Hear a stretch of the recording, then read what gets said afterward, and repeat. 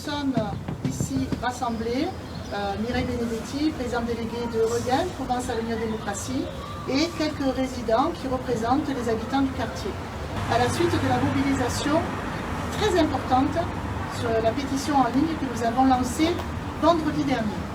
Donc d'abord, au nom de Regain Provence Avenir Démocratie, je voudrais remercier, et vraiment sincèrement, les plus de 2200 personnes qui ont signé cette pétition pour sauver le patrimoine de La Ciotat et pour sauver plus particulièrement cette villa, le toit, qui est derrière nous. Je voudrais également remercier tous ceux qui ont écrit des commentaires. Nous avons plus de 750 commentaires et je ne manquerai pas d'y répondre personnellement.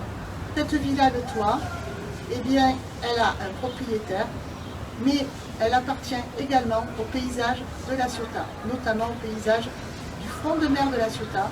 C'est une villa remarquable, elle a une histoire et nous tenons tous à accompagner le propriétaire, comme nous accompagnons tous les propriétaires de La Ciotat qui sont confrontés à des problématiques.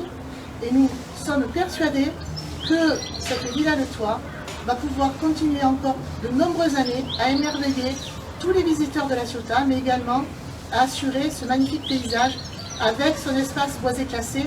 D'ailleurs, vous pouvez voir également qu'il y a des grands arbres qui sont centenaires. C'est pour cette raison que les riverains qui m'entourent aujourd'hui vont s'exprimer au nom de tous les habitants du quartier. Bonjour, merci à tous ceux qui ont signé la pétition. Alors nous, on est des riverains directement impactés par l'éventuel projet. Alors nous, on a acheté en 2016. Quand on a acheté, on a été à l'urbanisme se renseigner, comme tout le monde fait, pour savoir si on envoie des risques ou pas. On nous a dit que cette villa était protégée dans le cadre du PLU et que son parc était aussi protégé. D'ailleurs, on peut voir, je ne sais pas si on voit bien, mais il y a quand même des arbres qui sont centenaires, juste à proximité de la villa, des arbres remarquables. Et ce qui s'est passé, c'est que le jeudi 22 avril, en passant dans la rue, on a découvert un panneau à l'affichage, alors sur un poteau EDF, et non pas sur la propriété, mais ça nous on a découvert ce terrible projet. Bonjour à toutes et à tous. Également, je suis un riverain immédiat et directement impacté par ce projet. En effet, en ce qui me concerne, j'ai le plaisir de promener mon chien tous les jours, donc je peux attester et constater qu'avant cette date du 22 avril, nous n'avons jamais vu de panneau présent sur ce terrain. Voilà. Donc, en ce qui nous concerne, on a été très déçus parce qu'on s'est renseigné par rapport au projet qui était envisagé.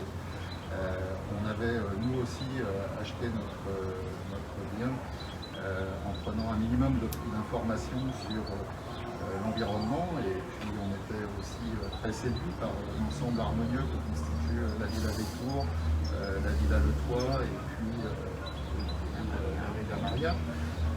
Et on s'aperçoit que finalement le référencement qui avait été inscrit au PLU a, semble-t-il, d'après ce qui a été indiqué dans l'avis rendu par l'ABF, un avis défavorable, mais non suivi, que ce référencement avait disparu dans le cadre de la révision du PLU en 2017. Voilà. Que dire de plus? Beaucoup d'émotions dans le quartier, un beau quartier qui est quand même important pour La Ciotat, qui raconte le 19e siècle de cette cité balnéaire, et on est vraiment extrêmement triste de se dire que ce patrimoine de la ville peut disparaître au profit d'un gros projet immobilier avec un immeuble voilà, qui évidemment ne rend pas grâce à la ville. Juste pour compléter, dire qu'effectivement plusieurs riverains, on s'est rassemblés au sein d'un collectif, parce qu'on est effectivement tous scandalisés par ce projet-là. On tombe dessus complètement, voilà, de 4 étages, 2 étages de sous-sol de parking, c'est gigantesque. Donc on s'est rassemblés dans un collectif de riverains par un recours juridique, voilà. À ce jour, on a quand même dans notre dossier une bonne nouvelle. Ça ne nous rassure pas complètement, mais on a une bonne nouvelle. Le propriétaire de la villa a découvert comme nous l'affichage de ce permis. Il a découvert comme nous et il a fait un constat d'huissier sur ce panneau qui était, on le précise, accroché à un poteau et pas à l'enceinte de la villa.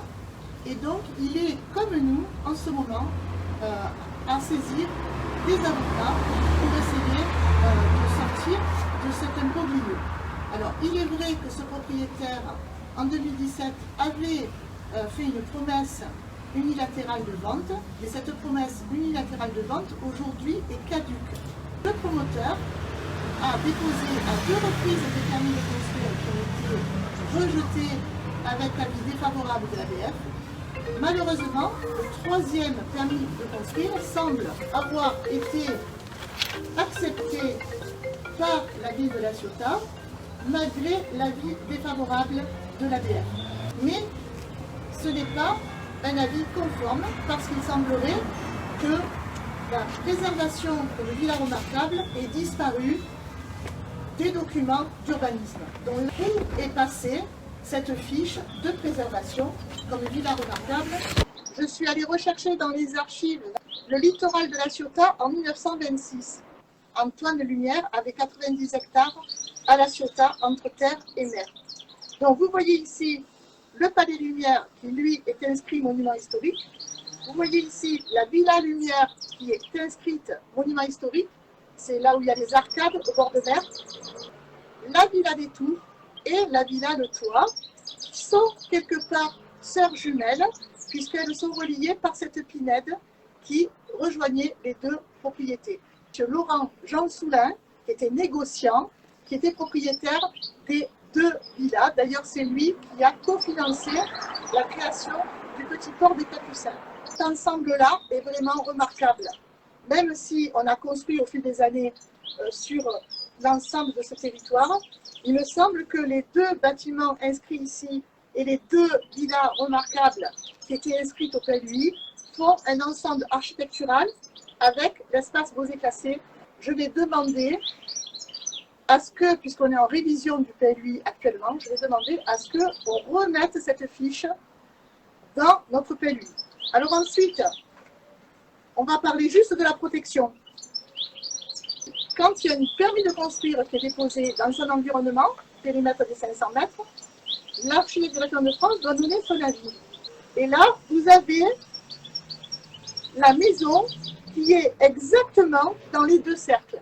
Donc cette villa Le Toit comme la Villa des Tours sont à la fois dans le cercle du Palais Lumière et dans le cercle de la Villa Lumière, les arcades qui sont en bord de mer.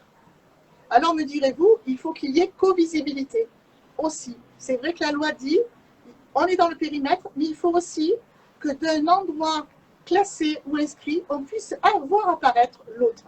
Eh bien, nous avons cherché. Ici, vous avez les arcades, la Villa Lumière, et vous avez ici la Villa Le Toit. En effet, ce toit est en forme de tour et il se voit de très loin. Et aujourd'hui, nous allons proposer à l'architecte d'Environnement de France de venir sur place nous rencontrer. Il va évaluer si, en effet, encore aujourd'hui, de la Villa Lumière, on aperçoit la Villa Le Toit. Dans ce cas-là, vous voyez, on demanderait également à ce que ça soit pris en compte. Et pour finir, eh bien, voilà ce qu'on veut casser et voilà ce qu'on veut construire. Voilà. Et ça, c'est pas possible. C'est pas possible. Là, je respecte l'architecte, il fait ce qu'il veut. Mais moi, en tant qu'habitante de La Ciotat, conseillère municipale et conseillère métropolitaine, je ne peux pas accepter que, à la place d'une villa remarquable, avec toute une histoire derrière, il puisse y avoir 20 appartements avec 2 sous-sols de parking et avec une architecture aussi désastreuse parce qu'elle va détruire une partie de la propriété. Je pense que la mobilisation est très forte. Les citoyens de La Ciotat se sont mobilisés, ils disent non à ce scandale, mais ils disent non aussi à tout ce que nous sommes en train de découvrir sur la ville. Des associations nationales également sont en train de se mobiliser. Nous allons aider le propriétaire, comme ses riverains, à défendre leur patrimoine. Le propriétaire n'est pas vendeur, nous en sommes ravis. Nous allons accompagner ce propriétaire et accompagner les riverains pour que ce projet ne voit pas le jour. Et je vous remercie encore de tout le soutien que vous avez apporté dans cette démarche-là. Et bien sûr, nous vous tiendrons au courant régulièrement de où nous en sommes. Sauvons le patrimoine de la Ciotat. La villa, le toit, aujourd'hui, en est le symbole. Je vous remercie.